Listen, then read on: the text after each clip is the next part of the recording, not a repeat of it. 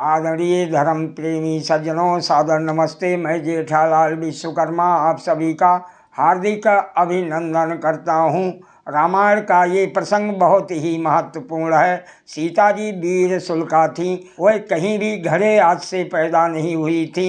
ये मूर्खता और ढोंग और पाखंड है। संप्रदाय वालों ने ऐसा अपने अपने ग्रंथों में लिख करके सीता जी की बहुत निंदा किया है।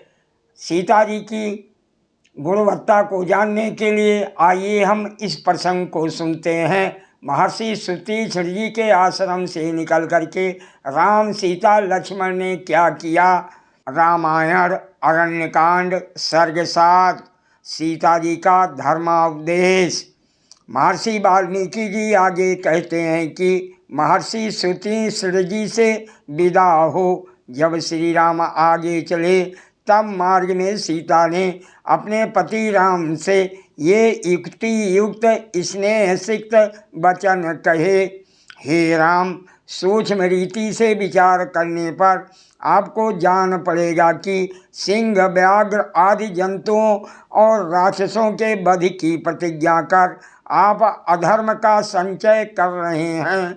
आप जिस कामज व्यसन में प्रवृत्त हो रहे हैं, उससे निवृत्त होने पर ही आप अधर्म के संचय रूपी दोष से बच सकते हैं। कामज व्यसन 3 प्रकार के माने गए हैं। उनमें मिथ्या भाषण करना भयंकर पाप है तथा शेष 2 पर स्त्री गमन और अकारण प्राणियों की हिंसा उससे भी बढ़कर है। हे राघव, मिथ्या भाषण तो ना कभी आपने किया और ना कभी आगे करने की आशा है। धर्म नाशक पर स्त्री संसर्ग की तो चर्चा ही आप में व्यर्थ है। परंतु तीसरा भयानक दोष अर्थात मोहवश निरपराध प्राणियों की हिंसा आप में उपस्थित होने वाला है।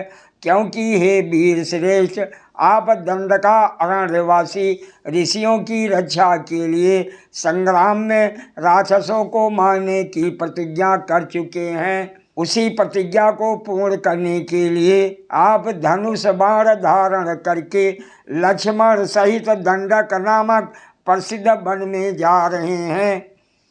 हे वीर श्रेष्ठ, मुझे आपका दंडक बन जाना अच्छा नहीं लगता। मैं आपको शिक्षा नहीं देती, परिचित स्नेह एवं सम्मान के कारण आपको स्मरण करा रही हूँ। हे वीर श्रेष्ठ, बिना अपराध लोगों के वध को मैं उचित नहीं समझती। शांत अंतःकरण वाले वीर क्षत्रियों का वन में धनुष धारण से इतना ही प्रयोजन है कि वह दुखी लोगों की रक्षा करें, अर्थात निरपराध जीवों की हिंसा नहीं। कहाँ छात्र धर्म और कहाँ तपस्या, दोनों परस्पर विरोधी बातें हैं।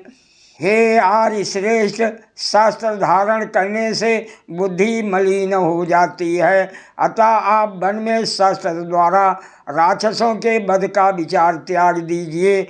जब आप अयोध्या लौट जाएं, तब पुनः छात्र धर्म का पालन करना। धर्म से धन की प्राप्ति होती है, धर्म से ही सुख की प्राप्ति होती है। अधिक क्या धर्म से सब कुछ प्राप्त हो सकता है। संसार में धर्म ही सार है। हे सौम्य, आप जब तक तपोवन में हैं, तब तक विशुद्ध मन से तपस्वियों जैसा धर्मा अनुष्ठान करें। आपको तीनों लोकों के धर्म का यथार्थ ज्ञान है ही, अर्थात मैं आपको क्या क्या बता सकती हूँ। मैंने स्त्री स्वभाव सुलभ चपलता बस ये सब बातें आपसे कही हैं। भला आपको धर्म उपदेश कौन दे सकता है। आप अपने भाई लक्ष्मण के साथ इन बातों पर विचार करें, फिर जो उचित प्रतीत हो वही आप विलंब कीजिए। विशेष सीता के उपदेश विशेषकर रामायण में पतिव्रता, धर्म, दृढ़ता और आंतरिक शक्ति के बारे में है, जो उन्हें कठिन परिस्थितियों में भी अपने सिद्धांतों पर अडिग रहने में मदद करते हैं। सीता के उपदेशों के मुख्य बिंदु पतिव्रता धर्म। सीता ने अपने पति राम के प्रति अटूट निष्ठा और समर्पण दिखाया है, जो पतिव्रता धर्म का एक उत्कृष्ट उदाहरण है।